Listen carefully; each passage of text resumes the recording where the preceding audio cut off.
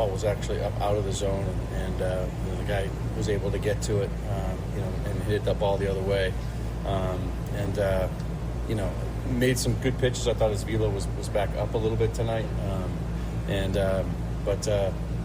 Obviously they were able to put some runners on there and take advantage of it. And, it's something that, I know he's going to want to make some adjustments and move on. And he's been a big game guy for us a long time. And I know he will continue to be. Maybe I'm just in denial and don't want to believe that this team is going to miss the playoffs. But Bump, you're officially starting to get concerned. I'm a little concerned. I'm not thinking not making the playoffs, but I'm like, all right now, that stove is hot. You don't touch the stove. Everyone, calm down. Back away from the dang stove. Yeah, and it's because of what I'm seeing. You got Cal, who had his worst month of the year. His slash 173, 308, 449, 757. 8 bombs lowest since March, but obviously only gets 17 ABs in March, right? You got Gino, who had his worst month of the year, 186, 259, 402, 661, 6 bombs. So it's what I'm seeing there. Julio's playing some decent ball. It's what I'm seeing with the team and what's happening with the Rangers as well. If the Rangers were just lollygagging, not doing much, you can take a couple L's and you say, all right, well, you still got a 3-4 game lead. But that lead for that third wild card spot is dwindling away. So it's a combination of things. Sure. I think this team is still good enough, and I think they're probably going to make the playoffs. But I'm a bit concerned. You can't keep this behavior up. You keep this behavior up, teams are going to catch you. And that team is the Rangers right now. And then especially for Castillo, I just don't have the same feeling I used to have with Castillo. He used to be on that mound, and I just felt 100. He's going to get it done no matter what. He's going to climb out of whatever he's in. He's going to get it done. He can still do it, but you can't ignore what I saw last night and what the Rangers are doing. So it's more the Rangers and the Mariners combined. I get it. With their powers combined, I am concerned. And then plus 17 run differential. Out of all teams in the hunt right now, the Mariners have the lowest run differential. So, I'm a bit concerned. Okay, I will say this. I am not an eternal optimist as a human, but optimistic here. But it's because I'm combining the Mariners' performance with a different team, and that's the team ahead of them. Mm-hmm. So instead of looking back going, hey, this team's creeping up on you, man, I'm looking ahead going, well, it's not like the Astros are the hottest team in baseball. Right. I'd be a lot more nervous if the Astros were heating up, getting way healthier, just absolutely crushing. But they've also kind of struggled this year. Their run differential is not much better than Seattle's. No. They're the lowest of any division leader in the American League. So it's easier for me to feel like as long as the Mariners keep it close, you never know if they could get a little hot in September, knowing that the Astros are in roughly the same spot. So I'm kind of taking the opposite approach there. I will say, though, that I think most listeners are with you, Bump. And most listeners are looking at this going, what are you doing? The Rays are so mid right now. Their offense is average. Almost everything about them is average. They've got some good pitchers. We're going to see a great matchup tonight, obviously. But, this is a team you should beat. This is a road trip that is significantly easier on paper than the last road trip you had. You were 2-7 on that road trip, but you faced the Mets, who were struggling but still had power. And you faced the Phillies, who should be a World Series contender. This time around, you're 1-5 after facing the Guardians, who, yes, important series there. But then the Rays and the Braves, two struggling teams. The Braves, who you're about to face, have been wildly disappointing. You need to get a series win from both these guys. You're certainly not going to get a sweep in this one. You need a better showing. So I get it. I completely understand. But I don't know, man. I think I'm just hanging on to the belief that this team overall this year, the offense has been better than it was last year. They got better at the trade deadline. The pitching is not as good as it was last year, but everyone's healthy. Am I being too optimistic? No, I think you have good reason. They've shown that they're a good ball club. And going back to the Rays, let's not throw stones, man. Just basic slash for the team. Seattle against Tampa Bay. They're similar. No, I'm throwing stones. They're similar now. They're just going to knock them out of the park is the problem. Okay, we'll take that. I hope you're right. No, I don't think you're being too optimistic. I think that this team should take care of this, and there are going to be games where you get lit up like last night and you get your only score from Rivas, who just got called up, and it just don't look good. It don't feel good. But Gino did have, a couple doubles, or at least one double last night, a couple of hits. Cal got on base a couple of times. The problem is you're 1 for 7 with runners in scoring position, and your rock didn't perform like the rock that we're used to seeing. There will be games like this, but there can't be too many games like this. That loss is concerning. I'm looking at the Rangers, 6-game win streak. They won 9 out of their last 10. They scored 20 runs against the Angels, 9 runs against the A's twice. That offense is heating up without some key pieces over there as well. You're looking forward. I'm looking behind, keeping track on Fair. Who's following us right now. I think what it is I think that it is a little premature. Don't get me wrong. I was born and raised here.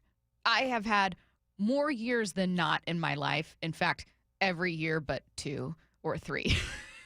And with the Mariners not making the playoffs. So, I've seen collapses. I've been disappointed. I am not unfamiliar with this feeling. I think I just am hitting pause on some of the really dramatic doomer things so far. If this team loses, 7 of 10 final month when it matters most, or if they, lose 8 in a row, that's when you're like, you're giving this away. Yeah. And that is so infuriating when you've got 6 batters with 20 or more home runs, when you have Cal's season, when you do have your pitching staff that's healthy. They're not the worst pitching staff. They're just average. They're just average this year. That's a good enough team to make it to the playoffs in the American League. You are giving this away. So I get it. That frustration is around the corner. I can feel it. But right now, it's hard for me not to think, God, statistically, you should be a playoff team. That's the team that you've been through most of the year is good enough to be a playoff team. Just be that team for another 3 weeks. Show me. Show me. Well, here's what Jeff Passan had to say. He was asked whether Mariners fans should be nervous. I'll tell you 2 different answers, and this is like a choose your own adventure thing. Answer number 1, you should be really nervous, because when September comes around and a team looks like it's playing with clenched areas there and it's looking tight and it's getting blown out in the first game of this new month that was supposed to start things like they started in August after the trade deadline against Tampa Bay, no less. It's indicative of where they are, and it's indicative of where they're going. But the real me, the thing I actually believe, and not just saying it to join in, misery loves company, I think they're going to be fine. I still think they're a better team than the Rangers. I still think they're a better team than the Royals. And I understand that they haven't played that way. And I understand it's very easy for me to sit here and say, I believe in the, 30 worst, what are we at now? 4 weeks left. I believe in how they played in the first 18 weeks rather than the last 2. So there is a very reasonable, pragmatic baseball mind with no rooting interest in the Mariners going, yeah, there's a world where you should be concerned. There's a world where Mariners teams before have let this slip. But when I look at them on paper, and not only on paper, but how they perform through the majority of the season, I see a team that is better than the teams behind them. Sounds good. I see that too. I also saw them get beat 10-2 last night. I also saw Castillo not look great. I've seen Cal struggle all through August. I've seen Gino struggle all through August. I think this team should and will make the playoffs. But there's no way I can watch the struggles that they're having and just be like, la, la, la, all is good. Don't worry about no, you keep that up, some bad things are going to happen to you because the team that you are better than is playing better than you right now. So I'm just keeping my eye out on them. I'm not ignoring the Rangers. I don't think these guys can't catch the Astros. I'm just looking at how they played on the road the last couple road trips, and it is concerning. Most teams are better at home anyway. It is what it is. Most teams are better at home. But when you come out, just like Passan said, it's the start of September, new month. All right, who this? And you're playing Tampa Bay, and they do what they did to you last night.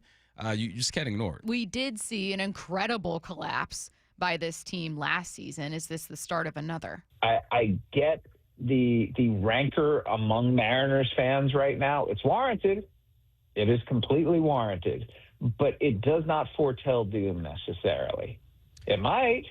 This may be the beginning of what turns out to be an incredible collapse. But, man, I just look at the Royals roster, and I just look at the no Nathan Eovaldi, no Marcus Semien, no Corey Seager, Jacob deGrom running up against, I'm not going to say an innings limit, but throwing a lot more than he ever. I look at all of these factors and considerations, and I look at who the Mariners have on their roster, and I still buy it. I still believe in them. I'm not changing the idea that I think they can go to the World Series because I think they can. That was this morning. That was Jeff Passan following a 10-2 loss, following a 1-4 start to your road trip, following a team that on their last road trip went 2-7, saying this morning with Brock and Salk, all of that information in mind, I still think they're a team that could get to a World Series. I know that sounds insane. And this isn't me. I don't even know that I'm co-signing that with Jeff. I'm like, wow, thank you. But I've never thought once this year this is a World Series team. But I do think this is a playoff team. Yeah, playoffs. They should just play like it. Division. Playoffs, yeah. Not once did I look at this team and think World Series. But baby. I have looked at them many times and thought they could win the division, should win the division for the first time since 2001. I've thought that many times about this team. I've thought it too. I also think they're playing like Basuda right now, and they better fix what they're doing, or teams are going to catch them, and all these fans who don't want to buy into what they're doing are going to be exactly right. And they would be right. Yeah. I mean, they have reason to think this. You talked about 3 times your whole life these dudes made the playoffs, so it's concerning when you see some of these same traits pop up. It doesn't mean it's going to be true. It doesn't mean they're going to have a collapse, but to just act like it ain't happening, that wouldn't be too smart. Ooh, good question. How's your faith in Dan's ability to motivate right now? I don't know, Dan. Yeah. I don't know him. I want to get to know him. I want to sit down, talk to him, and get a vibe. I can tell you about Pete. I can tell you about Macdonald because I've sat down and talked to those dudes. Dan, I don't know well enough. Can I edit the question? Yeah. I know that obviously your background as a football player, like motivation looks different from football coaches. Shorter seasons, all of that's an impact. Is it even on Dan to motivate them, or is it on the players? Like, how do you, when your whole team's struggling, when you know you've got everything to play for, isn't there an onus kind of on players to be like, look in a mirror? Especially in baseball. I mean, Dan can help, but you play 162, and this is not a very emotional game. This is a skilled type of game. You're not going to go out there and swing for the fences, swing harder, run harder. No, this is baseball, man. It's one of the most skilled games of all time.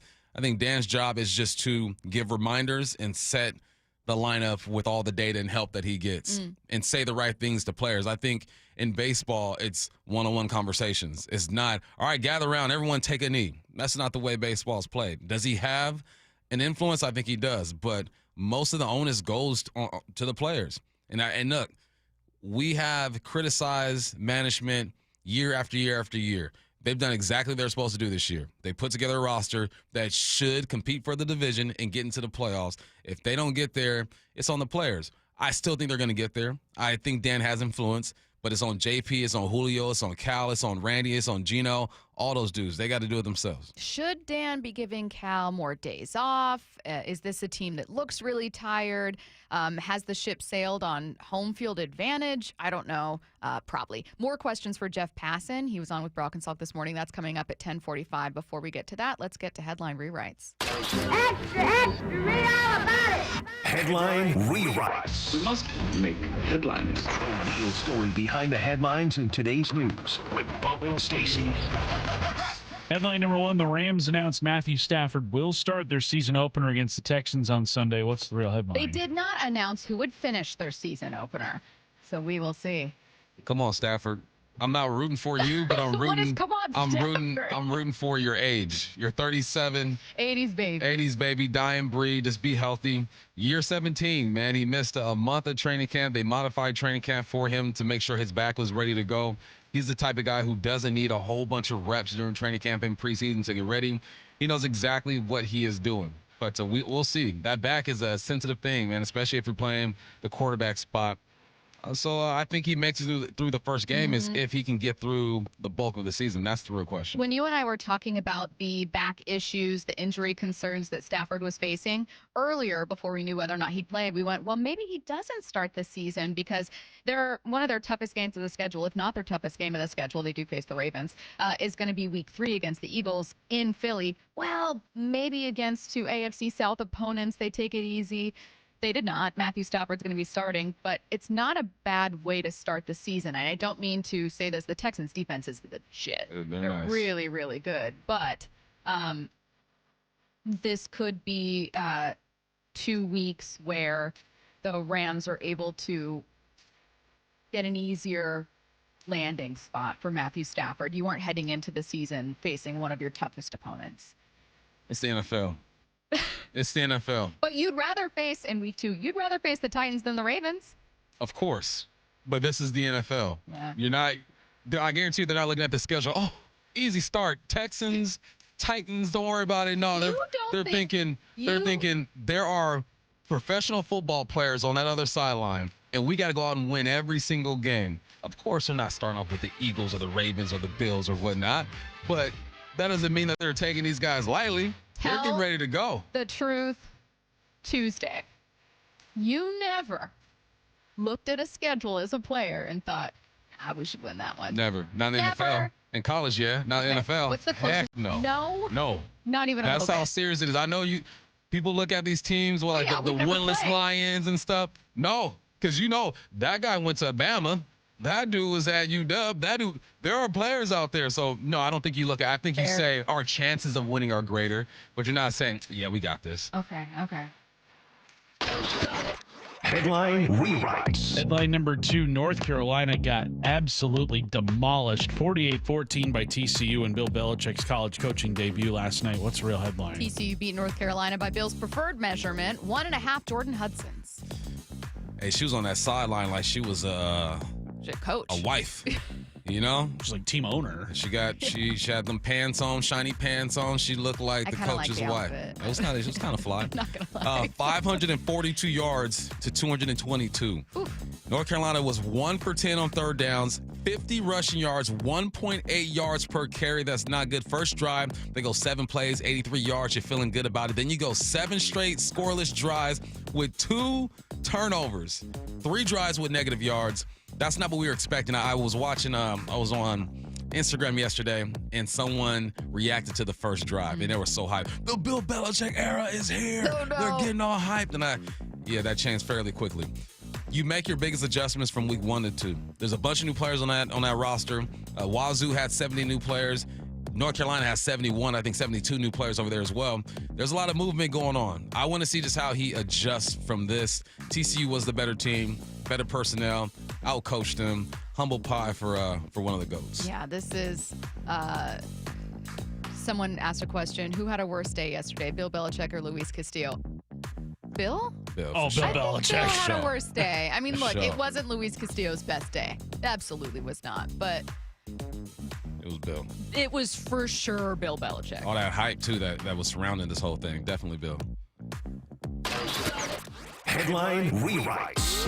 Headline 3, the Texas Rangers, without Corey Seager, Marcus Semien, and Nathan Eovaldi, have still won 9 of their last 10 and are just a game and a half back of the Mariners in the AL West and AL wildcard races. What's the real headline? Well, thank God we've never seen the Mariners blow a lead. That's never happened before. That's never Not happened. once. No. Not once. So I feel confident. Once I see the Mariners are ahead of someone, I say they will stay ahead of them in the standings. That I know to be true. The Mariners need some of what the Rangers have going. Wyatt Langford, who's that? I don't know. Looked him up. Balling in August. Jock Peterson played like garbage the whole season, balling in August. What they're doing is what the Mariners need to have happen. Some guys who haven't been playing well just to step up and go on a run and extend this lead that they have. The Rangers are scary right now, man. I don't think it's sustainable. That's the thing I'm counting on. I don't think what they're doing is sustainable. Yeah. But Yes. they're doing what they're supposed to do. That's how I feel about it. I'm like, I think that the version of the Mariners we have seen more often than not this year is not the one we saw last night. Mm-hmm. It's not. And I know that it's frustrating because they're not a very consistent team. They have some weaknesses with their bullpen. You have multiple guys that are slumping. Cal hasn't been great. JP's been struggling. Naylor's been struggling. Like, we were just talking about Gino struggling, and he's kind of turned it on a bit. But you have multiple guys that are struggling at one time. It's frustrating. It's absolutely frustrating. I have significantly more faith in the Mariners team than the Rangers. With the Rangers, I'm like, it's really awesome that they're getting hot. It's cool for them that they're doing this, but overwhelmingly, they have been far more inconsistent than the Mariners this year. Yeah, I agree, but it's about timing. And the timing of this type of performance on the road for the Mariners is alarming for me and for some other folks. I do believe they're the better team. I still believe they're going to make the playoffs. I don't think the Rangers can sustain this. But until I see it, I got to keep a look in the rear view and keep an eye on those Rangers. Yeah, I totally hear it. God, please beat the Rays. Curtis, what's the pitching matchup we're looking at today? Today's a good one. Brian Wu against Drew Rasmussen, a couple of All-Stars. So, I mean, it's fun for, people who maybe don't have a rooting interest in this one, but yeah, it's going to be a tough Now, I will say this. The Mariners, for some frustrating reason, have struggled against pitchers they should take advantage of. Conversely, they've looked really solid against when Skeens was pitching. They shut out the Pirates. It wasn't a high-scoring game. They didn't really got him up or anything, but still won that game. Against Skubal, they won that game, took advantage of him. Maybe they are at their best and brightest when they're facing better pitching. Maybe. Well, and because they're throwing more fastballs. Good news, too, is that Brian Wu's been your best road starter, too, this year. Yeah. Get real, Stacy. Look at the past in September. I mean, we're 2 days in. We're 2 days in. I also feel like, I don't know, man. I'm looking at not only their odds to make the playoffs, but the stats of what they've been this year with this team. The Mariners clearly have a bigger issue. You've had multiple managers, multiple teams, rosters that have come and gone without making the playoffs. That speaks to a much bigger issue than just your team. That being said, why would I look at, last year's collapse when this is a different team? You're not as good with your pitching. You're better with your offense. Cal is insanely better this year compared to last. You know what I mean? I don't know, man. I think sometimes whenever anyone says, man, I've been so frustrated with this team not making the playoffs, but statistically, they should.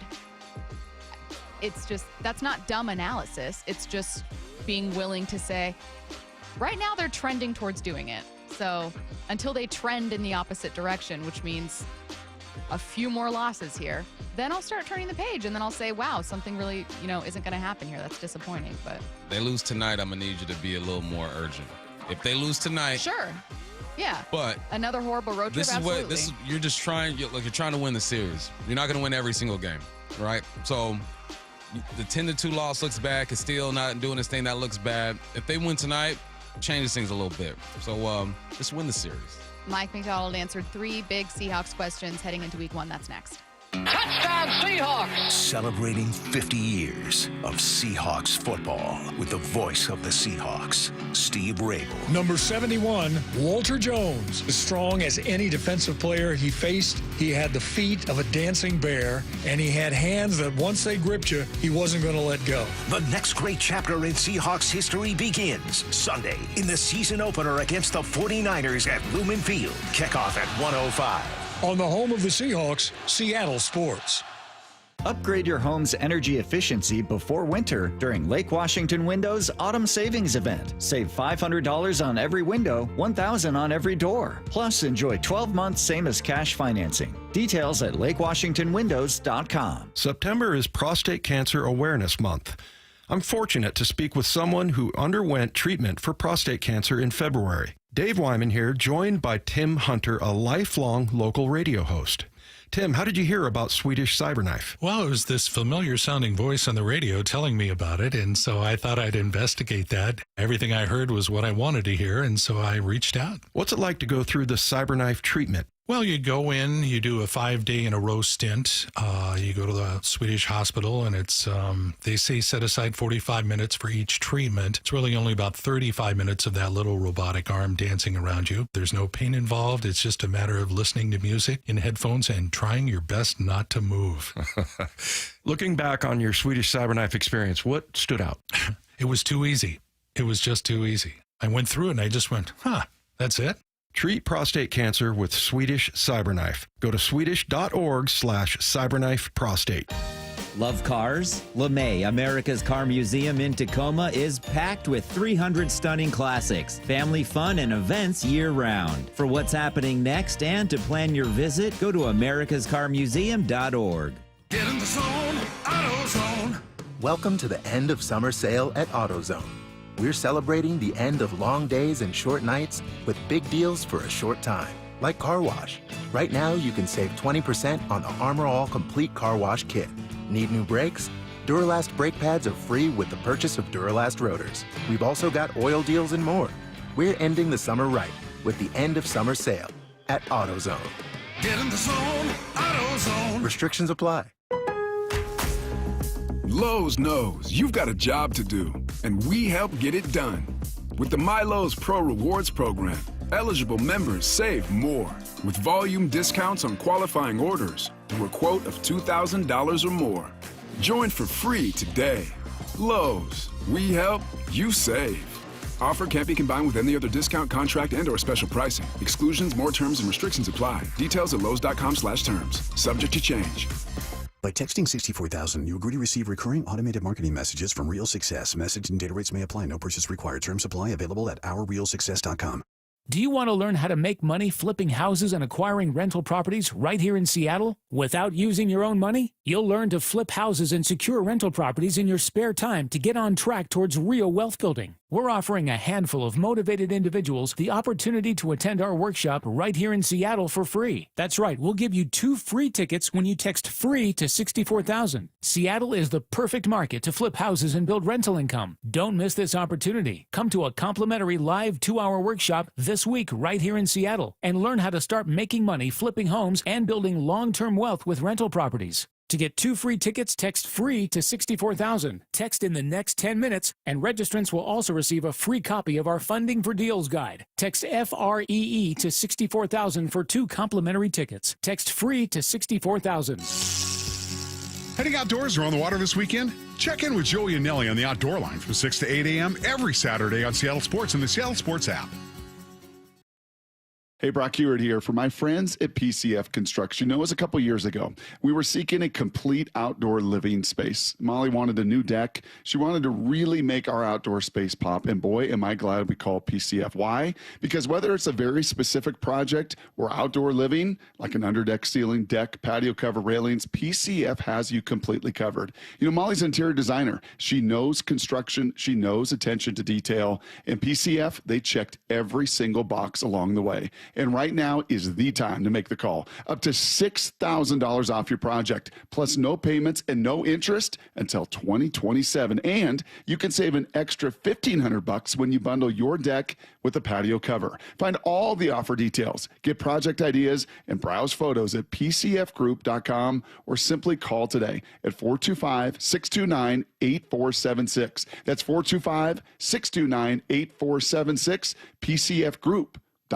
After years of wear and tear, Joe had osteoarthritis in his wrists and shoulders. I've pretty much worked out my whole life. I actually decided I'm going to train for a half Ironman triathlon. The pain was interfering with every part of his life. Basically, can't sleep, causing those kind of problems, very limited movement. Joe had surgery, but it wasn't the fix he was looking for. The doctor told me, he's like, hey, this is just going to be a partial fix. You're going to eventually need joint replacement. That's when he decided to see Dr. Mark Wagner, MD, at Seattle Sports and Regenerative Medicine for stem cell therapy. And they're just getting better. I can basically do full motion. I don't have really any pain. What kinds of things are you able to do now that you weren't before? I like to golf, and it definitely has made my golf game not as painful. And sleeping. I'm sleeping better because I don't have that aching at night going on and having to roll over. So, are you recommending this to others? Oh, everybody I talk to.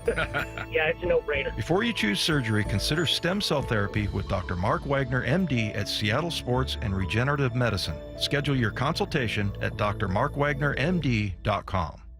From the Quantum Fiber Studio, this is Bumpin' Stacy. Weekdays 10 to 2 on Seattle Sports and 97.3 FM HD2. Bump, you and I have seen a couple similar questions when it comes to the Mariners heading into week 1, and thankfully Mike Macdonald answered quite a few of them at a press conference. We're going to start with a very, very, very brief answer on Ken Walker's health. Yeah, everything going according to plan right now. Well, that's good. All right. That's fantastic. All right. Yeah, feeling good about it. Just how important and how, I don't want to say how important is this run game heading into week 1. It very obviously is. Do you expect us to feel early in the season that this team is really concentrating on establishing the run? Oh, yeah. If we don't feel it, then everything's been a lie. This whole offseason has been a lie if we don't feel like there's a commitment to the run. But I'm not worried about that. I'm not worried about the commitment to the run. I just want to see the execution of the run. I want to see Kim Walker be healthy. I want to see Charbonnet get his. I want to see these linemen move the line of scrimmage, get to the second level. Not worried about Kubiak's game plan and the commitment to it, but we just want to feel it and see it. Like, when's the last time you watched a game and felt like, man, this run game is on point? Not since Arizona last year in Arizona. That was it. Mhm. That's the last time. So I just want to feel something different. And this is going to be, week 1 is going to be tough. I don't know what to expect. I don't know what the Niners are going to look like. I don't know what the Seahawks are going to look like. But I know what they want to be. And I want to see an attempt to be exactly that. I have a gut feeling about something, and tell me if I'm off base with this. I think that Ken Walker's injury history is maybe keeping people from realizing how exciting Ken Walker could be in this offense. Do you agree? Yeah. We forget. And Zach Charbonnet is part of the reason why we forget or have forgotten too, because you see what Zach Charbonnet does, and he's always available. It's one of the great things about Zach Charbonnet. He's available. Ken Walker's the better back, though. Ken Walker is more gifted. He's more explosive. He's faster. Different style than Zach Charbonnet. But if you could guarantee that one back was healthy for the duration of the season, you should lean towards K9. What makes him more, I don't want to say more gifted, but what makes him special where you're like, hey, I just want to let people know not every running back can do this? He's shifty. He is strong. His yards after contact when he's healthy is pretty dang good. He has the 60 to 70 yard type of speed. I think Zach Charbonnet is probably more like a 40 to 50 yard type of guy. He's what you want in your running back, and you gotta use him while he's young, man. That shelf life is not very long when it comes to RBs. He's just your prototypical running back. He can catch the football out the backfield. I believe he caught like 30-something footballs last year. He can do it all. Where Zach Charbonnet has him, though, is Charbonnet keeps it simple. You know, he doesn't complicate the run game, and he's better in pass pro. But it's not even about comparing these two. It's about using both of them and putting them both in situations to where they can have success. All right, let's talk about another popular question that we've seen and also one that Mike Macdonald answered. When this team cut Marquez Valdes-Scantling, he then signed with the 49ers. And you and I both remember when this happened. Not only were we reporting on it that day, but we got a ton of questions from people going, oh my God, wait, you play the 49ers in week 1. What does this mean if they have MVS? Mike Macdonald was asked whether they'll need to change that terminology now. Officially, it changes everything. We're going to change all the calls. Yeah. Yeah, I mean, look, he's a really smart player. He's probably going to give him information. That stuff happens all the time. Some things you can take into account. Some things you just got to call it and haul it. Obviously being a little facetious. Yeah. With the start of his answer there for anyone who wasn't sure. We're going to change everything. No, you can't do that. We're changing the play, but we fired Clint Kubiak, actually. Could you imagine? We needed a new coordinator. We need to catch MVS off guard. This situation has happened a million times in the NFL. It's happened with Seattle, too. A player gets traded to a team you're going to play, and they're going to give them some type of information. You don't go back and say, we're changing. Roger is now Renee. Larry is now Luis. No, your offense is your offense. Your defense is your defense. Like I said yesterday, he'll give some pointers on how to beat a guy. Spoon doesn't like this. Yeah. Kobe does this. J-Lev does this. But no, your language is your language, man. And if those coaches are relying on MVS to give them a nugget to win a ball game, go ahead and sign your retirement papers and get up out the league. That's a really good point. I don't know that Kyle Shanahan needs this. Also, it's essentially a Shanahan-Kubiak offense. Yeah. Right? Like it's something Shanahan has probably a very good idea of what Clint Kubiak is going to try to do here. He used to work with Clint Kubiak. Yeah. His father worked with his father, too. Yeah. So Yep. they established that offense. So and there's something called film. Yeah. Everyone has it right now. I got my iPad right here. I can go and watch any game that I want to watch of Shanahan or Kubiak's offense and try to figure out how he's going to attack or how they will attack each other. What's going to matter is obviously execution, and it sounds really boring, but do you have the better players on that day? Mm-hmm. That's Are you just executing? Sometimes what it comes down to. Who's executing? Let's get to that. Last question. A lot of people curious about what the rookies are going to look like. Mike Macdonald talks about that here. Well, they've done a great job so far, and I think the next challenge to them is getting in an in-season routine and cadence that they can grab a hold of and kind of make it theirs. Everybody's routine is different throughout the week. You got to kind of figure out what works for you, and that's our vets have been awesome with it. Our coaches are great, helping them out as best we can, but ultimately they have to figure out what works for those guys. It's a long season, But if you take it day by day, kind of period by period, and stack those things, you'll get to week 13, 14, and it should just be another week for you. Key rookies heading into week 1 who we will see getting playing time is Elijah Arroyo in your tight end room, Gray Zabel, obviously your starting left guard, Nicky Manwari at safety, and Torrey Horton right now, probably your third wide receiver. Of those 4, who do you think can make the single greatest impact in this game? You didn't say Zabel, did you? I did. You did? It's Zabel. Zabel's going to play the most snaps out of all those dudes, more than Nick, more than Torrey, more than Arroyo. It's going to be Zabel. His impact won't be as noticeable as those guys.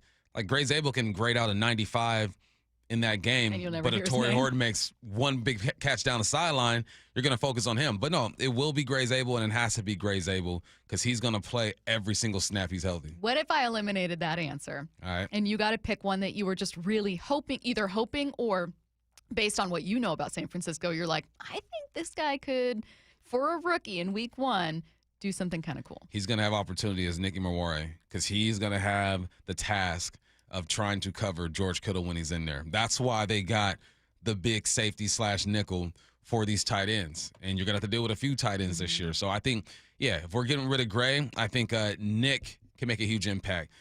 For receivers, it's a tricky evaluation because we could run the wrong route. We could not be where we're supposed to be. We can drop a football. You make one play, all that is erased. All that is gone. Unless it's like 4th down in the 4th quarter, you drop a football, everyone's going to remember that. It's easy for a receiver to right his wrongs. So the easy pick would be Horton or Arroyo, but I think it's going to come down to Nick. I think he's going to play about 30-40% of the snaps, and he's got to go up against one of the best tight ends in the game. Okay, those were the 3 questions. Ken Walker's health, what kind of rookies we're watching heading into week 1 and whether or not they'll need to change anything with MVS signing with the 49ers. Let's get to a bonus one here. The Seahawks are underdogs against the 49ers at home. Mike Macdonald asked how he feels with that. I think look, you know how we roll at this point. We got to focus on us going out and playing Seahawk football from the first snap to the last. That really is our focus.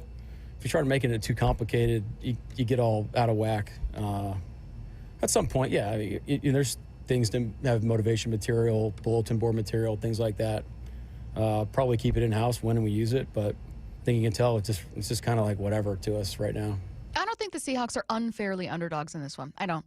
Based on what these 2 rosters have shown, what the coaches have shown with Macdonald just in his 2nd year, I'm not surprised, and I don't even think it's unfair. But, Bump, if you had to make a case why you're like, look, the Seahawks could win this, and here's their best case, what's it going to be? Their defense is going to apply so much pressure to Brock Purdy in that offense that they'll create a couple turnovers, and give the offense the ball with advantageous field position. I'm just putting it all on the defense. They can't score, obviously, they can't score pick 6, fumble recovery, and all that, yes. But the defense is going to have to set the tone because we don't know what we're going to get out of this offense. Yeah, we know what they're going to try to do. We know what Kubiak's scheme looks like, but the more for sure thing right now, August or September 2nd, is the defense. Coming up next, are the Mariners a tired team? It sure looks like it based on this stat. It's the Mariners' push to the playoffs, and it's only on Seattle Sports. Swinging a high fly ball deep to left field, and goodbye baseball. Randy Arozarena with his 26th home run of the season. Up next, Game 2 in Tampa Bay this afternoon. Mariners, Rays. First pitch at 4:35. Pre-game at 3:30. Strike 3 and the ball game is over. On Seattle Sports, on 710 and the Seattle Sports app. The home of the Mariners. Guys, did you know your testosterone affects everything in your system, including how you feel and perform every day? Right now, Revive Men's Health Seattle will check your testosterone for free. Knowing your T levels is the first step in understanding if you have low T. Your testosterone level impacts your energy, libido, sleep, weight, hair loss, mood, and even ED. Maintaining an appropriate T level can change your whole life. Most men start to see changes in their hormone levels in their 30s. Experience and results matter. So what are you waiting for? Get your T levels checked today by local, experienced, and trusted men's health experts. They've helped thousands of men since 2011. They're so confident they can help you, they even guarantee it. Call Revive today and schedule your free testosterone test, free exam, and free consultation. Call Revive Men's Health at 206-529-1111. That's 206-529-1111 or visit revivemenshealth.com. So my mother is thinking of switching from Verizon to Pure Talk, but she's worried the deal sounds too good to be true. Michael, she said, how can those Pure Talk people offer me the same basic service as Verizon for so much less money? I said, Mom, go ask Google how much Verizon spends on advertising and promotion. A few seconds later, my mother said, oh my goodness, $12 billion a year? That must be a typo. I'll tell you what I told my mom. It's not a typo. Verizon spends $12 billion a year on advertising and promotion, and their customers are paying for it. Well, Pure Talk doesn't spend that kind of money on commercials. Trust me, I would know. Consequently, they can offer you and my mother unlimited talk, text, and plenty of data on a blazing fast 5G network for just $25 a month. Dial pound 250 and say the words Mike Rowe, and you'll get an additional 50% off your first month. That's pound 250 Mike Rowe. Pure Talk. Everything you need and nothing you don't. Paid for by Hims & Hers Health. Hims & Hers Weight Loss is not available everywhere. Compounded products are not FDA approved or verified for safety, effectiveness, or quality. Prescription required. Restrictions at 4hers.com apply. Wegovy and Ozempic are not compounded. Trying to lose weight? It's time to try Hers. At 4hers.com/radio, you can access affordable, doctor-trusted weight loss treatments tailored to you. These include oral medication kits and compounded GLP-1 injections, the same active ingredient that's in Ozempic and Wegovy. Through Hers, pricing for oral medication kits starts at just $69 a month for a 10-month plan when paid in full upfront. No hidden fees, no membership fees. You shouldn't have to go out of your way to feel like yourself. Hers brings expert care straight to you with 100% online access to personalized treatments that put your goals first. Reach your weight loss goals with help from Hers. Get started at 4hers.com/radio to access affordable, doctor-trusted weight loss plans. That's 4hers.com/radio. FORHERS.com/radio. Luxury has arrived at Snoqualmie Casino and Hotel. The hotel is open and you can book now at snocasino.com. The destination spa, the expanded non-smoking gaming floor, the big 2,000-seat entertainment space and convention center, and yeah, the new restaurants, food venues as well. Effortless style and the utmost in relaxation. Go to snocasino.com to book. Seattle's closest is now Snoqualmie Casino and Hotel. The Bump and Stacy Show is powered in part each day by the caring and compassionate team at Pendergast Law Personal Injury Lawyers. Go to pendergastlaw.com. Start having fun. Caesar Sportsbook at Muckleshoot Casino Resort is your #1 place to eat, drink, watch, and have fun. Keep up with your favorite sports anywhere and everywhere on property with the mobile app. Visit muckleshootcasino.com today. Scan the QR code and let the play begin. Muckleshoot. Hey, baseball fans, T-Mobile is turning up the excitement with the Grand Slam giveaway. Want to score 4 premium tickets to an upcoming professional baseball game? This is your shot to experience the action like a VIP. Stop by your nearest T-Mobile experience store and enter for your chance to win. While you're there, check out all the amazing deals and perks waiting for you with T-Mobile, your hometown network. Don't strike out. The Grand Slam giveaway won't last forever. Visit your local T-Mobile experience store today for your chance to win 4 premium professional baseball tickets. With football season comes colder weather, so if you need new windows and doors, don't drop the ball. Steve Rabel here with Keith Dashafee from locally owned Pella Windows and Doors of Western Washington. So Keith, what's your next big play? Well, Steve, right now get 40% off qualifying installs or no payments and no interest for 12 months on approved credit. Schedule a free consultation with Pella Windows and Doors of Western Washington. Go to PellaPNW.com. That's PellaPNW.com. Homeowners, federal tax credits on heat pumps end soon. Home Comfort Alliance can help you save up to 75% on new in-stock heat pumps with combined discounts, utility rebates, and expiring federal tax credits on systems installed by December 31st. These are new in-stock high-efficiency models that will make your home comfortable year-round. Federal tax credits expire December 31st, so don't wait. Visit HomeComfortAlliance.com. For all your heating, cooling, plumbing, and electrical needs, it's Home Comfort Alliance, the comfort Comfort People. From the Quantum Fiber Studio. This is Bumpin' Stacy. Weekdays 10 to 2. On Seattle Sports and 97.3 FM HD2. Now, before I play this sound from Jeff Passan, who was on this morning with Brock and Salk, Bump, if I were just to ask you, do the Mariners feel like a tired team? Without knowing that, Passan is going to point to one thing in particular, would you say they feel like a tired team? Oh, yeah, for sure. Yeah. Yeah. I don't know what it is. It's just they feel tired. It's not like they look sluggish. It's just they're not firing on all cylinders. They're losing to teams they should beat. To me, those are signs of being a tired team. Do you ever feel that, by the way? Like, do you really feel the season catch up to you as a player? Oh, yeah, for sure. When does and I only played 16.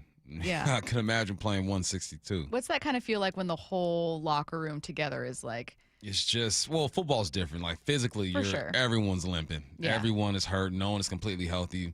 Maybe the kickers are. Baseball, I would assume, is more mental fatigue. It's the grind. You're traveling. You're on planes all the time. You're away from home 9-10 days at a time. And it wears down on you, man. So, yes, I could see this team being tired, but that's what champions do. They fight through the tiredness, the mental fog, the physical stuff, and they make things happen. So this is the test. One of the tests that the Mariners have to pass is learning how to fight through this fatigue. I was actually very surprised by Jeff's answer when he was talking with Brock and Salk this morning. If I were to guess, like, what's a sign of a tired team, I'd be like, lots of strikeouts maybe. I don't know, brain fog, getting thrown out on the bases a ton, errors running. Like, I would just think something like that. This is what he said, though. I think one thing is the amount of reliance on home runs for scoring, right? Like, remember when Josh Naylor stole, I think, 5 or 6 bases in a week? Over the last 2 weeks, the Mariners' entire team have 6 stolen bases. In the meantime, they've hit 18 home runs, which is great. It's a homer and a half a game. And yet to score only 53 runs in that time, 24th in baseball over that 2-week stretch. And beyond that, to have some of the at-bats that you're seeing. I thought that was really insightful. A sign of a tired team is one that relies too much on home runs instead of stealing bases, driving in runners, taking advantage of bad matchups and bad pitches and misplaced pitches. Just when you're not all over everything, you're just relying on a 2-run bomb to win a game. There are times when the Mariners will put together 3, 4, 5 at-bats. And what does that look like?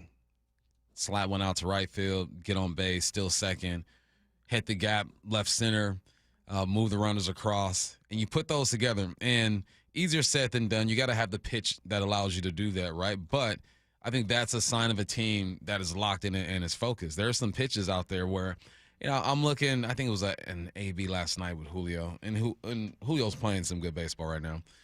But I'm like, man, why is he laying off that pitch? Mm-hmm. Maybe you're not seeing it. Yeah, so a team that is just looking to hit bombs, yeah, I can understand that point of view. But that's also who this team has been throughout the whole season. A team that hits bombs. They're 3rd in the league when it comes to home runs. So there's a balance. You got to be yourself. You got to be who you are, and the team that got you here. But you also got to start putting these at bats together.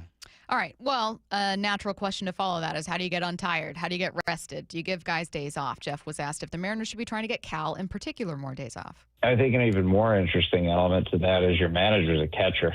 Like, if anyone should know.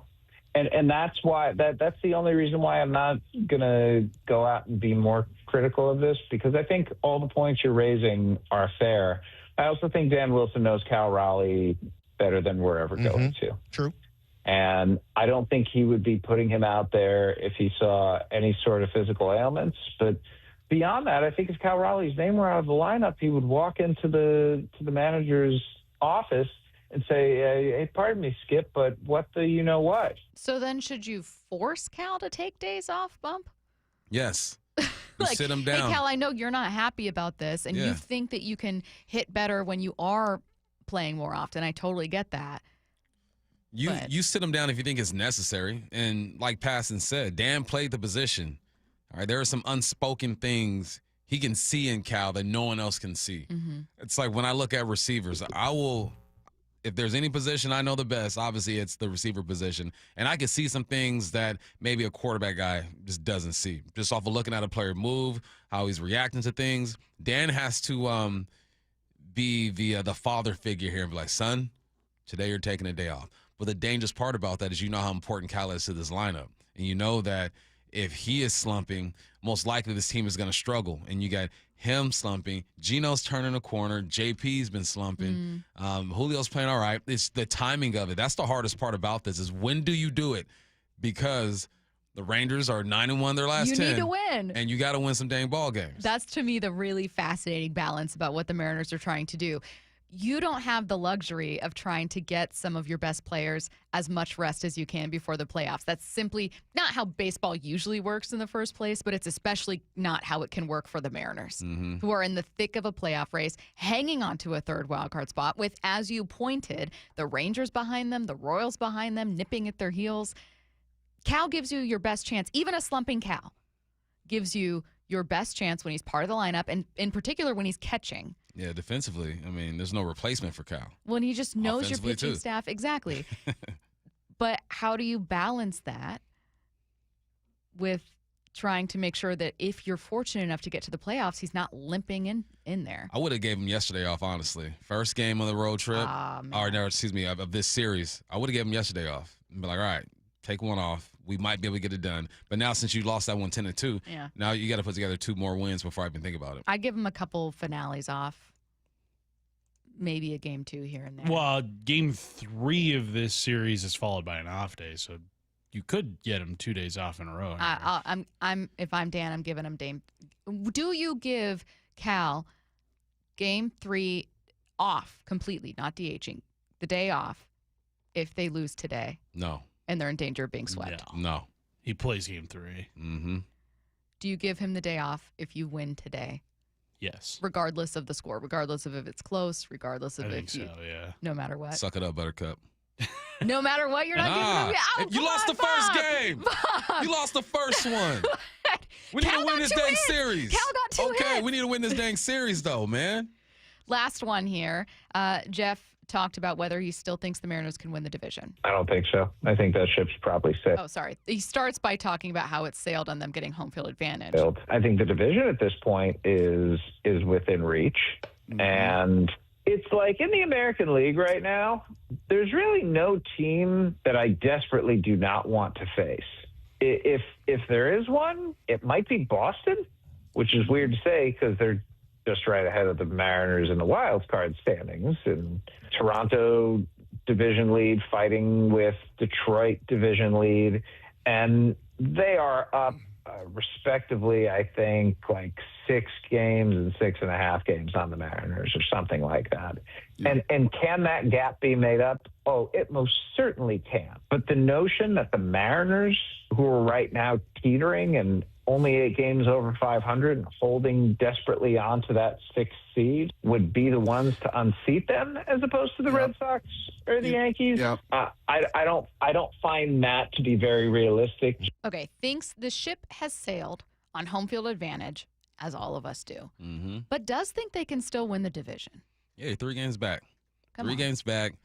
Astros aren't consistent. That's the thing, is both these teams aren't consistent. Astros and Mariners. If anyone can just put together 3, 4, 5 games and take advantage of the of some losses, you're well within reach. Coming up next, we'll be comparing the Seahawks to a very surprising team this year. The guy we've been wanting to speak to. Wyman and Bob, every afternoon at 2. Josh Naylor. Have you gotten a sense of how the fan base has responded to you? Like when we're on the air and we bring up your name, the texts start flying. They better re-sign him. The fan base is crazy. It's like almost electric. You can sometimes like feel the ground shaking a little bit when something cool happens. So far, the fan base has been awesome. Even my family says they're incredible and probably one of their favorites that they've had in my career. Dave Wyman and Bob Stelton, only on Seattle Sports and Seattle Sports on YouTube. What is that sound? Ugh, that sounds like a plumbing sound. Luckily, there's a company that fixes all the plumbing sounds across Puget Sound. That's All Sound Plumbing. Puget Sound's plumbing experts. Have a sound? Visit allsoundplumbing.com. Are you trying to buy a new home, or are you a local real estate agent seeking financing for a client? We're all tired of dealing with banks, credit unions, and endless guidelines. Wouldn't it be nice to go back in time when we had common sense lending? Hi, I'm Scott Rireka, CEO of Legacy Group Capital based in Bellevue.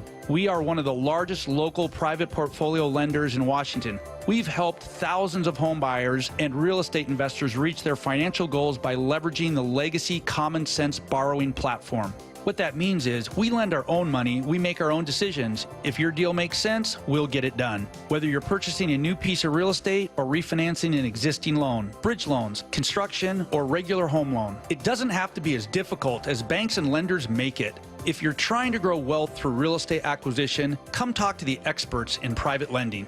Call 425-635-4700 or LegacyG.com. Legacy Group Capital, your common sense lender. LegacyG.com.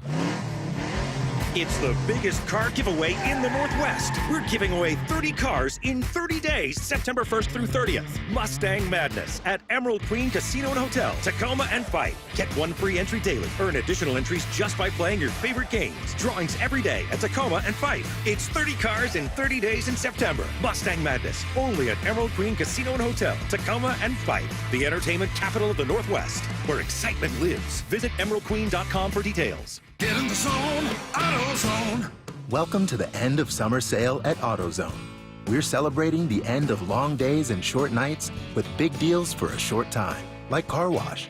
Right now, you can save 20% on the Armor All Complete Car Wash Kit. Need new brakes?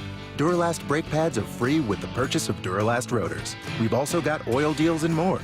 We're ending the summer right with the end of summer sale at AutoZone. Get in the zone, AutoZone. Restrictions apply. If you've got a gas-powered engine, keep it running like new at every fill-up. Stable in-season protection is your engine's preventative medicine, cleaning and protecting the entire fuel system in season. In outdoor power equipment, prevent gum and varnish buildup that could cause a rough or non-running engine. For cars and trucks, increase fuel efficiency and power by removing deposits, ensuring your engine's long-term health. Stable outperforms the competition in independent lab testing. So at every fill-up, start with Stable. Upgrade your home's energy efficiency before winter during Lake Washington Windows Autumn Savings Event. Save $500 on every window, $1,000 on every door. Plus, enjoy 12 months same as cash financing. Details at lakewashingtonwindows.com. September is Prostate Cancer Awareness Month. I'm fortunate to speak with someone who underwent treatment for prostate cancer in February. Dave Wyman here, joined by Tim Hunter, a lifelong local radio host. Tim, how did you hear about Swedish Cyberknife? Well, it was this familiar-sounding voice on the radio telling me about it, and so I thought I'd investigate that. Everything I heard was what I wanted to hear, and so I reached out. What's it like to go through the Cyberknife treatment? Well, you go in, you do a 5-day-in-a-row stint.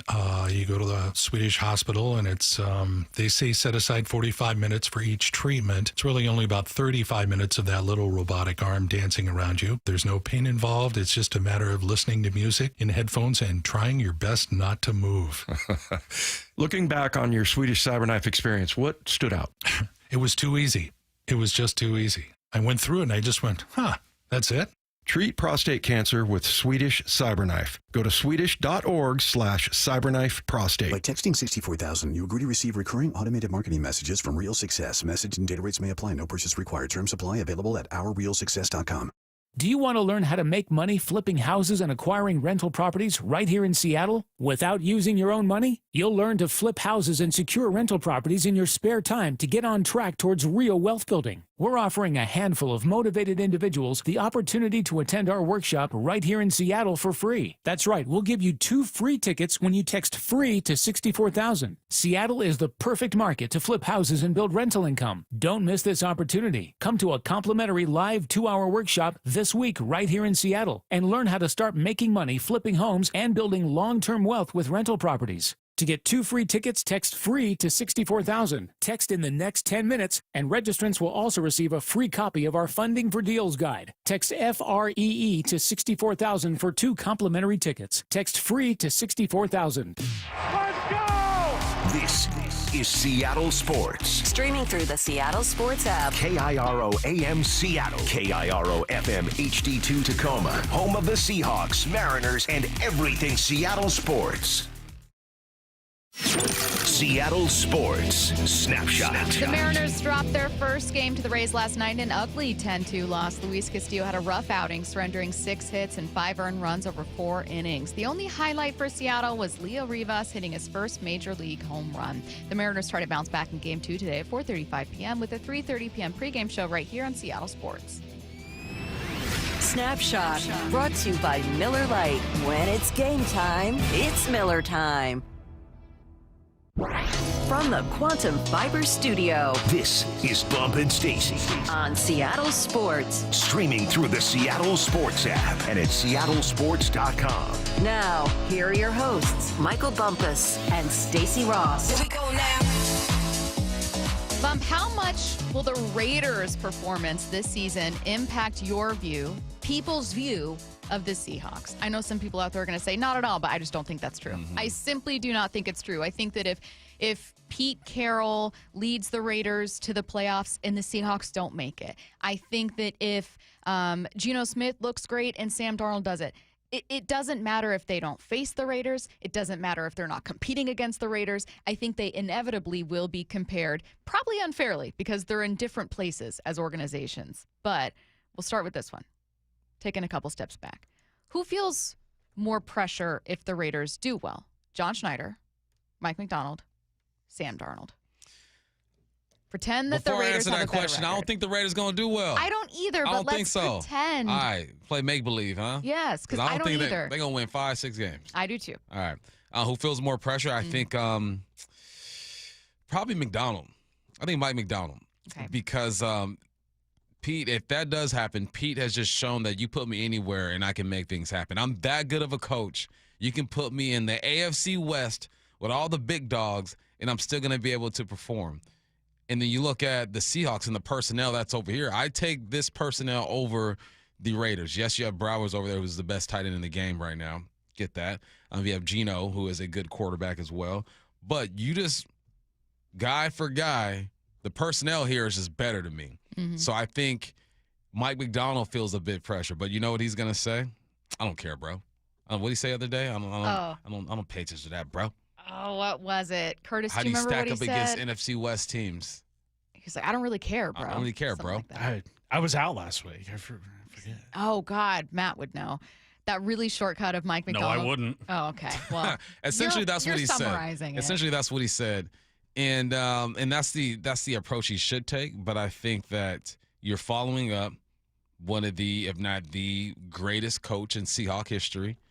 He did it the same way that you're trying to do it, right?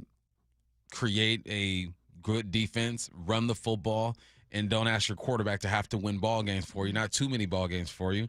Yeah, I think I'm looking at Macdonald and saying, yeah, it's on you. Now, whatever Macdonald does, John's going to be connected to it anyway. Like, John is the GM. Everything is connected to him. Yeah. But I think for like a pride thing, because I think Macdonald is a prideful dude. Uh-huh. And if Pete Carroll can go over there with that personnel and have them perform better than what he has over here, he's going to feel something. Okay, am I crazy? Because my third answer was Mike Macdonald. If I had to prioritize these, I would say number one would be Sam Darnold, because quarterback is the most visible position. And even though it is incredibly unfair, I think that if the Raiders are better than the Seahawks, it will inevitably become a conversation, not of Pete Carroll, but of Sam Darnold versus Geno.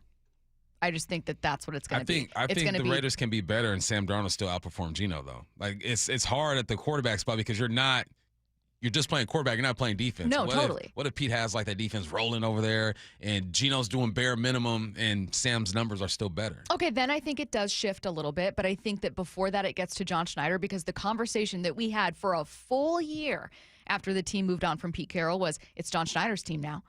You don't have anyone else to be like, well, Pete wanted to do this, and we collectively decided every single decision, including now coaching and hiring decisions, are on John Schneider. I don't know. I think that the league, when we have analysts on, especially people that are kind of, Mina Kimes, Kevin Clark, Benjamin Solak, names that are really popular, analysts that a lot of people know, they all love Mike Macdonald. I think Mike Macdonald fits the mold of the kind of coach that most analysts would call for teams to hire. And I think that buys him a little bit of wiggle room because they're like, well, he's so good, it can't be him. I know that that's simplifying it, but I've seen a lot of reactions to bad seasons from fans and critics. They tend to blame a quarterback first and say you either do or don't have a quarterback that's good enough. Or in this case, you'll look at John Schneider and go, well, it's John Schneider's team. I see it as John Schneider did a great job with the draft.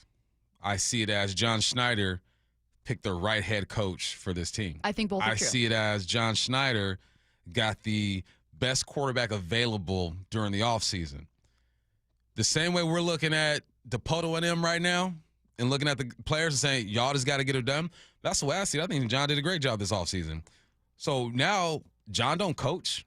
John don't draw plays and don't do X's and O's and all that stuff. I'm not saying his job is done, but the hard part is done for John. Now is just supporting Mike Macdonald at this point.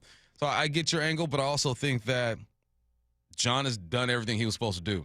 Now what?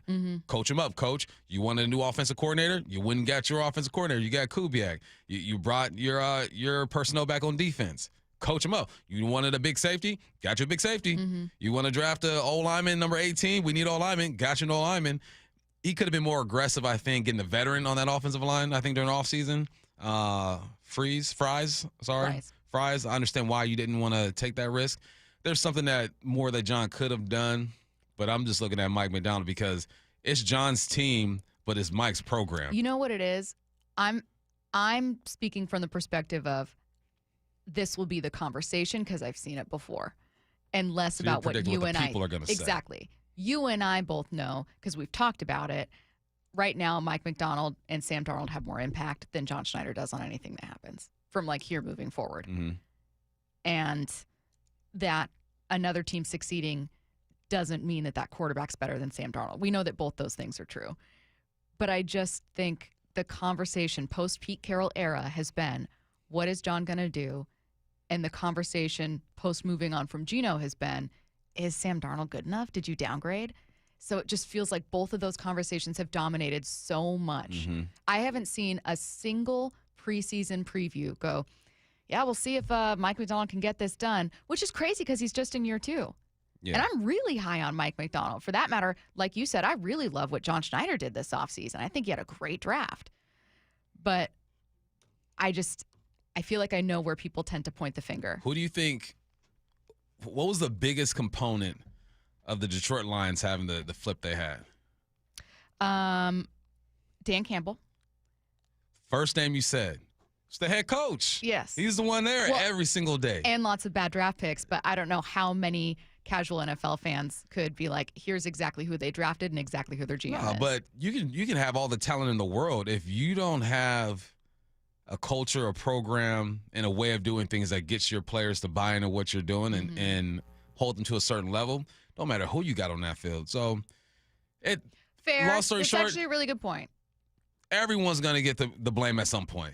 There's going to be a time where Geno outperforms Sam Darnold sometime this year. It's going to happen, and people are going to be talking about Sam. There's going to be a time where maybe your rookie doesn't perform the way you want him to perform. People are going to look at John. And there's going to be a time where, false starts, personal fouls. Oh, they're not disciplined. They're going to look at Macdonald. Everyone's going to have their turn. That's just how the game goes. That's a really, really good point. That was where my mind automatically went. Let's take a listen to Albert Beer talking about where Seattle is right now. With going from Paul Allen to Jody, obviously, I think that there was a lot of, I'd say there was just like, I don't know if you call it curiosity or discomfort, but like I know there were those questions like, is she going to be more involved? Is she going to operate differently? So like, and that's probably settled a little bit because she's been around a little while now.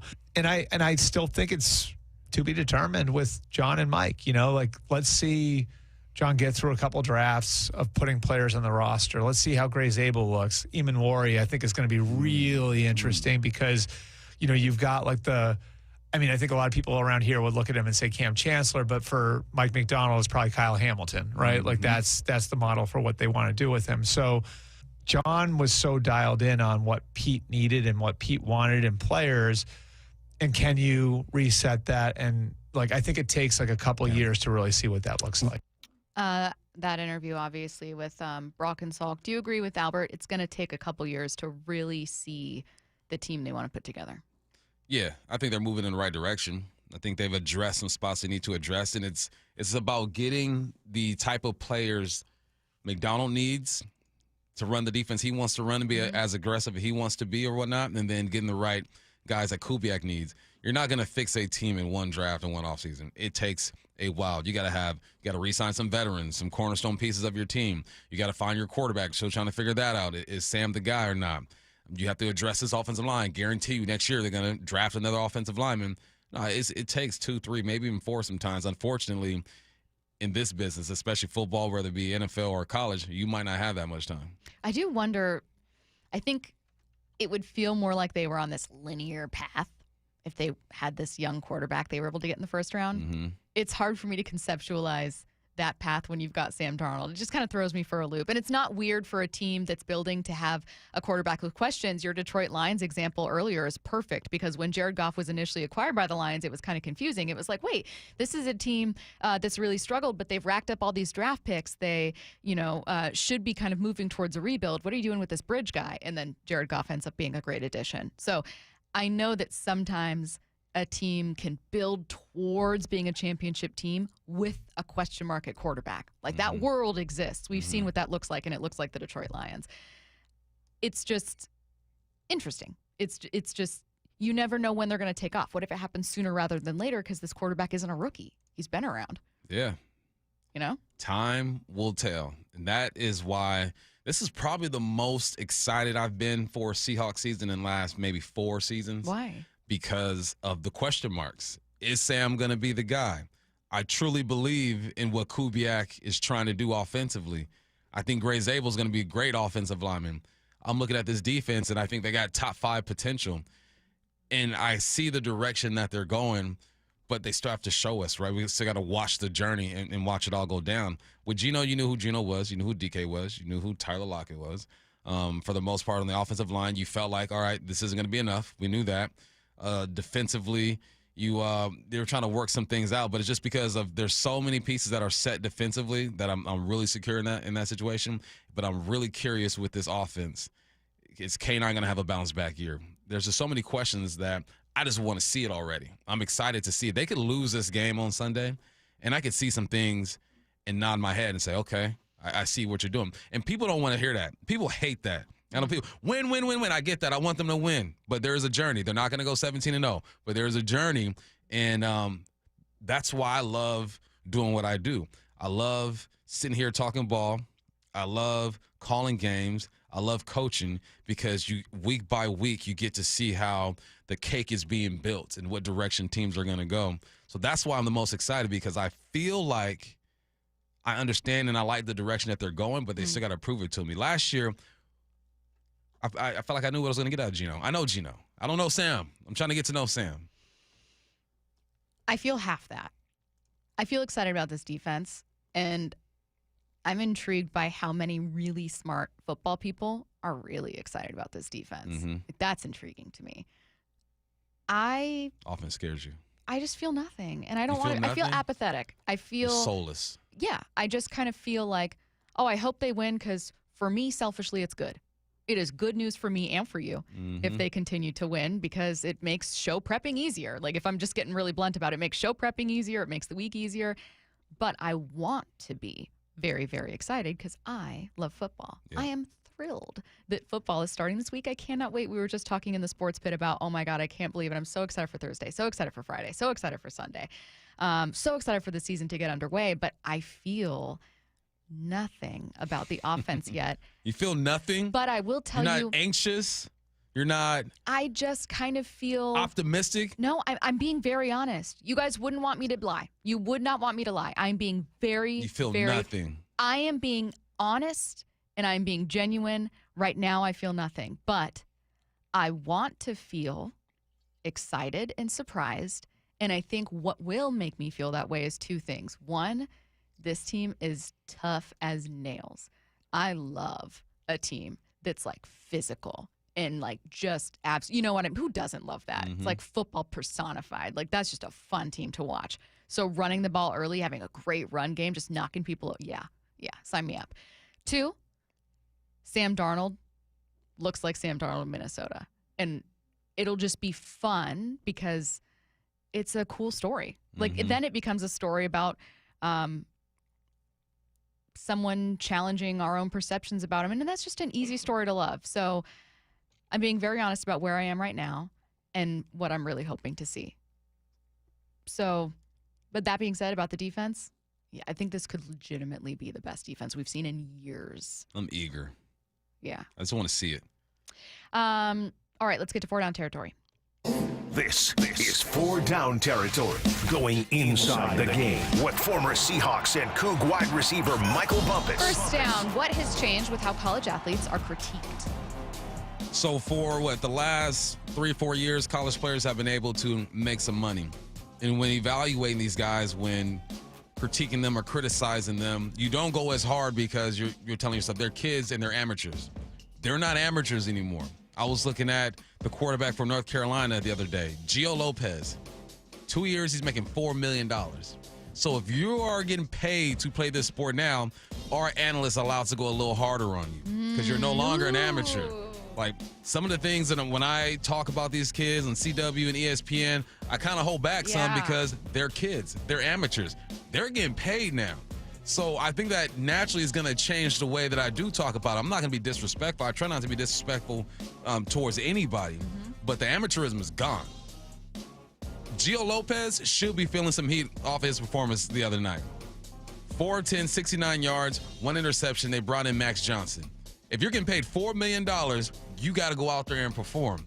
So I'm interested to see how the narratives start to change when we start talking about these young men and women because they are getting paid now, and that changes some things. Gio Lopez got to be feeling it. I'm paying you $4 million. You go 4 for 10, 69, and I got to put somebody else in?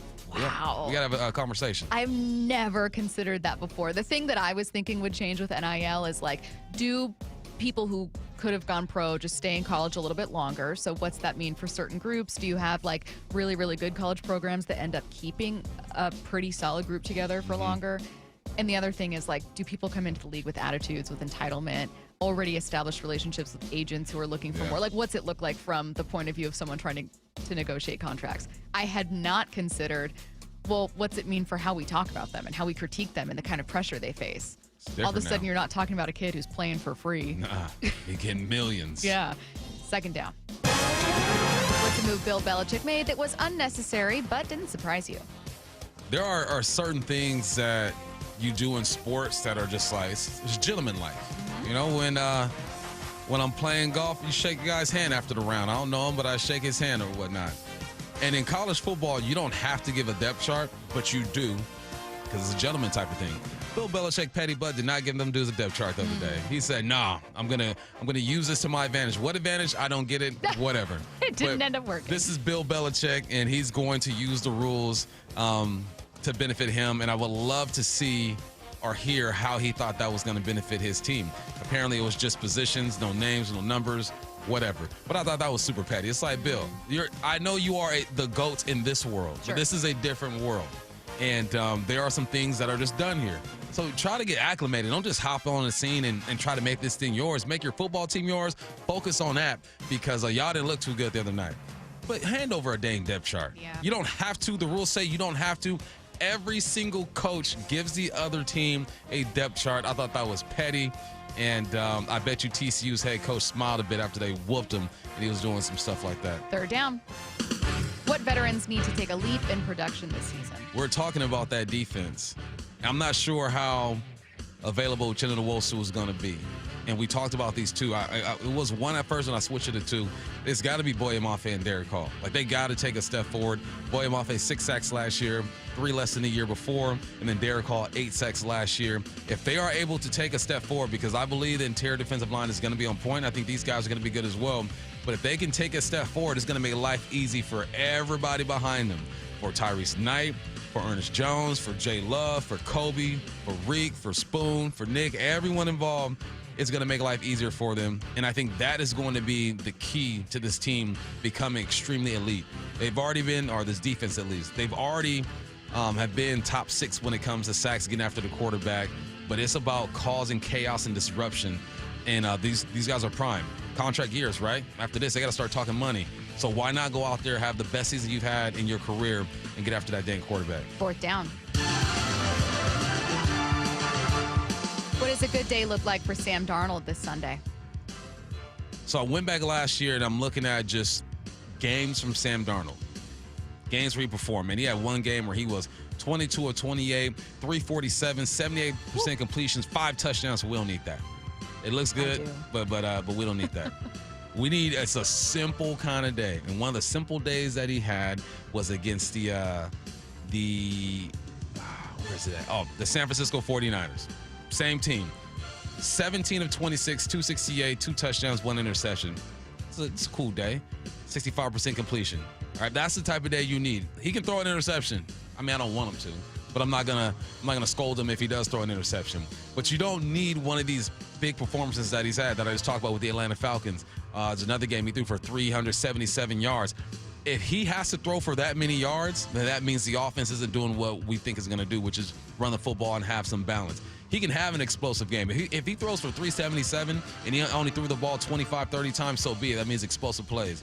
Against the Green Bay Packers, he was 33 of 43, 377. Threw the ball 43 times. He should not be throwing the ball 43 times. Sometimes you get in situations in games where the run ain't working, and you got to do that.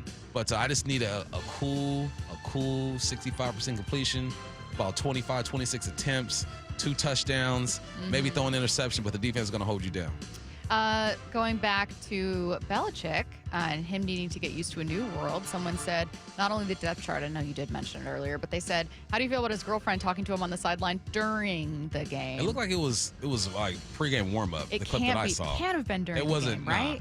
Ain't no way Bill Belichick is talking to her during the game. Because, I know that she has a lot of access, and I know that people are really frustrated about that, but Belichick's also, it's not his first time coaching, clearly. He is a wildly crazy competitive person. There's no way she's talking to him during the game. They were warming up. I understand that. Warm-ups, Bill Belichick he isn't assigned to a position. He's warming the linebackers up or he's warming the quarterback up. No, Bill Belichick is walking around, shaking other coaches' hands, not giving them a depth chart, and talking to his girl. I don't see anything wrong with that. And pregame, not weird. If you ever look at the sideline for an NFL pregame, people are talking to all kinds of people. You're talking to people you might know on the other team. There's reporters down on the sideline. There's sometimes fans that have pregame access that get to go and meet people. That's not weird. My pregame in college, man, I'm talking to everybody, especially when I'm back home, UCLA, USC. Yeah. I'm over there in the crowd talking to my peoples, and but once the whistle blows and that helmet is strapped on, it's a different story. I would just be quiet and on my phone, little wallflower. Me pregame would just be like, oh God, I'm here by myself. No one to talk to. What do I do? Things are not well for Kalen DeBoer in Alabama, and he's hearing about it from sports radio callers. That's next. Touchdown Seahawks! Celebrating 50 years of Seahawks football with the voice of the Seahawks, Steve Rabel. Number 71, Walter Jones. As strong as any defensive player he faced, he had the feet of a dancing bear, and he had hands that once they gripped you, he wasn't going to let go. The next great chapter in Seahawks history begins Sunday in the season opener against the 49ers at Lumen Field. Kickoff at 1:05. On the home of the Seahawks, Seattle Sports. Guys, did you know your testosterone affects everything in your system, including how you feel and perform every day? Right now, Revive Men's Health Seattle will check your testosterone for free. Knowing your T levels is the first step in understanding if you have low T. Your testosterone level impacts your energy, libido, sleep, weight, hair loss, mood, and even ED. Maintaining an appropriate T level can change your whole life. Most men start to see changes in their hormone levels in their 30s. Experience and results matter. So what are you waiting for? Get your T levels checked today by local, experienced, and trusted men's health experts. They've helped thousands of men since 2011. They're so confident they can help you, they even guarantee it. Call Revive today and schedule your free testosterone test, free exam, and free consultation. Call Revive Men's Health at 206-529-1111. That's 206-529-1111. Or visit ReviveMen'sHealth.com. Hey homeowners, John Curley here. Why not improve your home's comfort and efficiency now? Plus, save 50 to 75% by combining tax credits, rebates, and incentives on a new heat pump from Home Comfort Alliance. Visit HomeComfortAlliance.com. At Lake Washington Windows and Doors, we offer premium windows that are 25% more energy efficient, reduce noise by 50%, and come with clean glass technology. And Leak Armor Installation gives you a lifetime warranty to protect your home. Visit LakeWashingtonWindows.com. Oh, no. Ah, that's the sound of someone who's misplaced My debit card. their debit card. Where'd I leave that thing? Not at the gas pump, or the checkout counter, or the roof of your car. Now, if he has the Chase mobile app, he can use Card Lock. Wait, I could just lock my card. Yep, just a few tippy taps on his phone, and that sound? That's peace of mind from Chase. Chase mobile app is available for select mobile devices. Message and data rates may apply. JP Morgan Chase Bank N.A. member FDIC. Coach Saban here. On the field or on your walls, coverage matters. That's why I go with Behr Marquee Interior Paint and Primer from the Home Depot. Exceptional hide, advanced stain blocking, and over 1,000 colors to choose from. Behr Marquee delivers one-coat coverage that stands up to real life. One-coat coverage, no overtime. Behr Marquee, only at the Home Depot. How doers get more done. Valid only when tinted to colors from the Behr Marquee Interior One-Coat Hide Collection. Actual price will depend on product and subscription plan. Featured products are compounded drug products, which the FDA does not approve or verify for safety, effectiveness, or quality. Prescription products require an online consultation with a healthcare provider who will determine if appropriate. See website for details, restrictions, and important safety information. Want a boost in and out of the bedroom? Hims has you covered. Introducing a new 2-in-1 approach to level up your game. Tadalafil for better bedroom performance and zinc for testosterone support. Put it all together and you've got what you need to turn things all the way up. Getting started is simple. Just go to hims.com/joy to start your free online visit. Through Hims, you can access ED treatments including pills, chews, and more. 100% online. No office visits, no pharmacy lines. Just fill out a simple intake form and a licensed medical provider will determine if treatment's right for you. If prescribed, it ships free and discreetly to your door. Find affordable treatment options at up to 95% less than brand names at hims.com/joy. That's hims.com/joy, HIMS.com/JOY. The home of the Mariners. It is gone! Cal Raleigh, 2-run home run! Hear every pitch on 710 and the Seattle Sports app.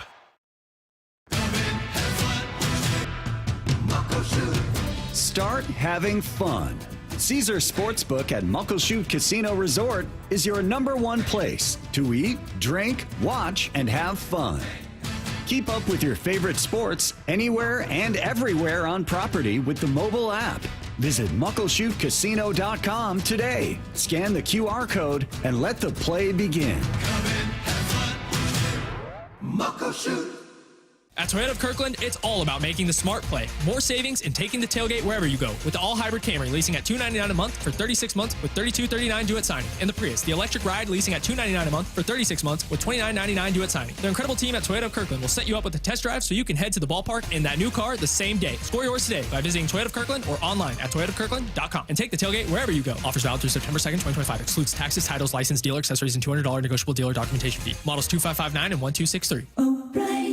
Well, I'm here with my good buddy, Dr. Dan Nelson from Eastside Pain and Regenerative Medicine. And you've heard from Dr. Dan's patients over the years how a simple stem cell procedure has successfully conquered their pain. Well, folks, now it's my turn. After years of dealing with knee pain from all the football abuse, I can say my knee pain now is almost 100% gone. How'd you do it, Dr. Dan? Well, Brock, personally, I'm very happy that you did so well. And your story is like so many of our other patients who come in, former athletes and non-athletes as well, who have come in with chronic knee pain, and they are looking for alternatives besides knee replacement surgery. And we're happy to provide this service. It's been truly a game changer for so many folks. It's just been a pleasure to be part of this. Consider Dr. Nelson, the only doctor with over 30 years of experience in pain medicine techniques, including stem cell therapy. I was in and out with a couple of follow-ups. It's a non-surgical solution to pain using your own stem cells. Consider stem cell therapy with Dr. Daniel Nelson, MD at 425-823-4000 or visit danielnelsonmd.com. That's danielnelsonmd.com. This is The Timeline with Bump and Stacy. Brought to you by 1-800-DUI-AWAY. Things are not well in Bama. Paul Feinbaum's Collars are in a world of hurt after their season-opening loss to Florida State. By the way, Florida State jumped up in the Associated Press top 25 to 14 after being not ranked last week. Bama all the way down to 21 after being at 8 to start the season. So clearly fans pretty upset about this one. They were letting him hear it. This is a football nightmare, brother. I mean, it's clear this guy is just a substitute teacher that's got no control over the class whatsoever, Paul. This guy's got no control of this program. It's all lip service, brother. It's all lip service. It was bad enough that I had to go on Maury Povich last year before the nation and say that Vandy was my daddy. That was bad enough. But now there's a part 2 to Legends football nightmare. Spiraling, and it continues. I've never seen a team more softer, more pathetic in all my life. 12 missed tackles last year in the worst game. 14 missed tackles in this game. They said 20 plays where players didn't even care, didn't even chase after the play. Where's the pride? Where's the passion? Where's the friggin' tradition? The pride of wearing the damn A jersey? Where is it? That was friggin' pathetic, dude. I love that Yo. caller. Legend in Alabama. Something tells me he's wearing overalls. You know what? I think he's wearing a Bama pullover or like zip up and screaming into I would his say phone. 99% of his wardrobe is Alabama gear. Gotta be. Facts. Gotta be. Listen, Bama fans, I understand your feeling right now. Pain. You're suffering. Mhm. You're not the Bama you used to be. Mhm. Why do you think Nick Saban left? Because college football is a different beast right now. It's no longer you go to Bama because you want to get into the NFL. It's no longer you come here for the pride and the tradition. It's become I'm going to go to where I get the most money and the talent's going to be spread out a bit more than it used to be. That's the reality of Alabama football at this point. Also, DeBoer is following the greatest college coach of all time. All right, he's got to try to figure this thing out. They went 9-4 last year, not a bad season. Lost in a bowl game. You lose your first game of the season. It's not over for you. You can still make it to the college football playoff. That's why the expanded college football playoff, it keeps teams in it. Texas is still in it after their loss. Alabama, you're still in it after your loss. But this is new Bama. But the bar has been set so high, it's going to be impossible for anybody to reach that bar. I didn't watch the full game. I watched some of it. I watched some highlights.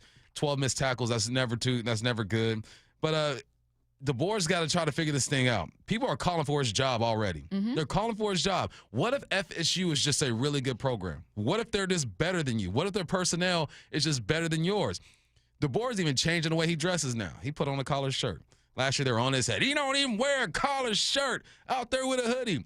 Give this man some time. You got to give him this year. You're not going to fire him this year. Give him this year. If at the end of the season, these guys have not reached at least 10 wins again, and you're not to the Bama standard, go ahead and buy them out. You know how much that's going to cost? Like $60 to $70 million. All right, so listen, Bama, calm down. This is just this is college football the way it is now. You no longer have the influence that you have. That means you're not going to get the recruits that you have. You do still have a good recruiting class, and there are some things that DeBoer needs to work on. This is the scary part. West Coast dude going down south, it's always going to be tricky. Yeah. It's just a different culture down there, and people have expectations. But he was set. DeBoer, when he got this job, in my head, I thought there's no way he's going to succeed. There's no way. You're following the GOAT. You lose two games, it's a wrap for you. Kalen DeBoer also had an awkward exchange with an Alabama reporter yesterday when asked why he said they had a good week of practice leading up to that Florida State loss. You mentioned the great week before the game. Just how much do you self-scout the preparation before games, and are there times as a coach where maybe you notice during the week that things might not be going the way that you want them to? You said, what do you mean, great week? A great week. You said a great week of preparation. For this week, you're saying, or are you just referring to last week? Going up to Florida State before that game. I said that? You said that, yeah, before. Oh, just, yeah. Okay, all right. Now, at first, I think he was slightly confused, being like, did I say we had a good week of practice this week? It's Monday. Like, maybe a little confused at first. Yeah. But then at the end, he is definitely implying, like, I said we had a good week of practice. Did you not feel like you did, Kalen?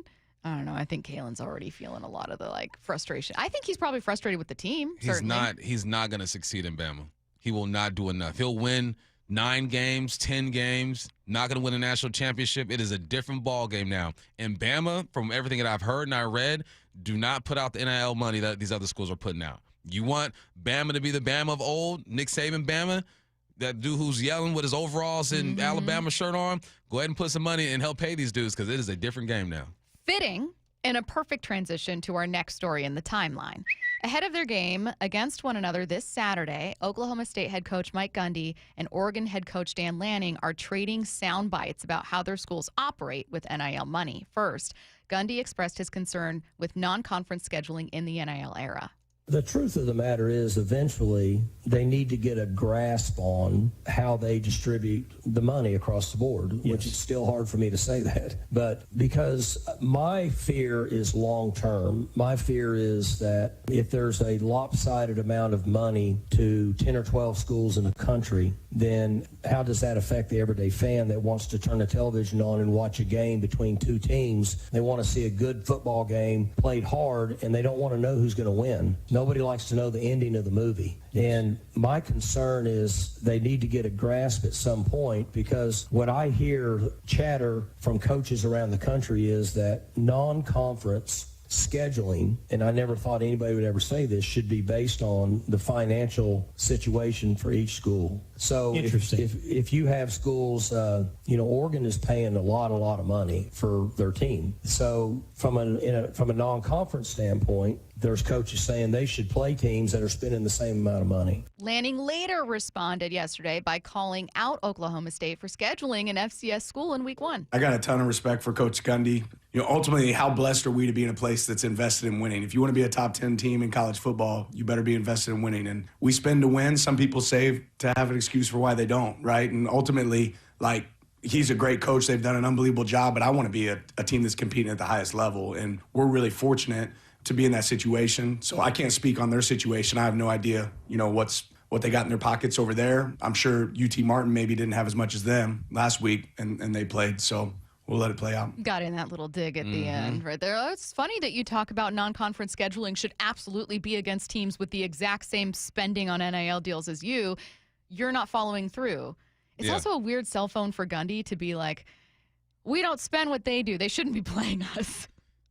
And also, I'm totally against that. I think that you schedule who you want to schedule for your non-conference. What I am against is Bama scheduling a cupcake opponent week 8 or 9 to give themselves a break. No, once the season gets going, you play the big dogs. And also, those smaller schools benefit financially by playing these other schools. Mm-hmm. Yeah, I'm going to travel to Bama and get our butt kicked, but you know what? Our athletic department got $2 million for this trip. So I think there's a plus and minus with that. The minus will be you scheduling guys who are around your financial situation is that you knock each other out early. One game is fine. You got Texas and Ohio. Let's go the first week of the season, play a couple big dogs because now the playoff is expanded. You should be okay. But I don't want the little guy to get the short end of the stick here because they need that money to help fund their athletic program. Here's my question. Let's go back to Bama for a minute here, right? One of the reasons that Nick Saban left is he didn't like the way that college football was going, didn't like competing with suddenly Ohio State isn't just Ohio State who can also have slam dunks with recruiting. They're Ohio State. They spend as much as Oregon and Ohio State are kind of dominating this landscape. In my mind, a team like Alabama, which has previously spent a ton of money on its facilities. It's not like it doesn't have the coffers and it doesn't have the boosters to do it. Why aren't they spending more? I don't know. That's what I don't get. Probably because they thought they can just lean on the logo, on Bama, and snatch some of these guys and not have to pay as much because of the legacy, the history of Bama. I think they're figuring out real quickly that you can't do that. It is a different game. They do have the money. They just built a golf facility that's worth like $30 million. Yeah. So they got the money, but I think that they're finding out that logo doesn't hold the same weight that it used to about 3-4 years ago. Seahawks Draft Blog's Rob Staten joining us at noon. Hype Train coming your way next. It's the Mariners' push to the playoffs, and it's only on Seattle Sports. Swinging a high fly ball deep to left field, and goodbye baseball. Randy Arroyo Carlos Arena with his 26th home run of the season. Up next, Game 2 in Tampa Bay this afternoon. Mariners, Rays. First pitch at 4:35. Pre-game at 3:30. Strike 3 and the ball game is over. On Seattle Sports. On 710 and the Seattle Sports app. The home of the Mariners. If you love to travel, Capital One has a rewards credit card that's perfect for you. With the Capital One Venture X card, you earn unlimited double miles on everything you buy.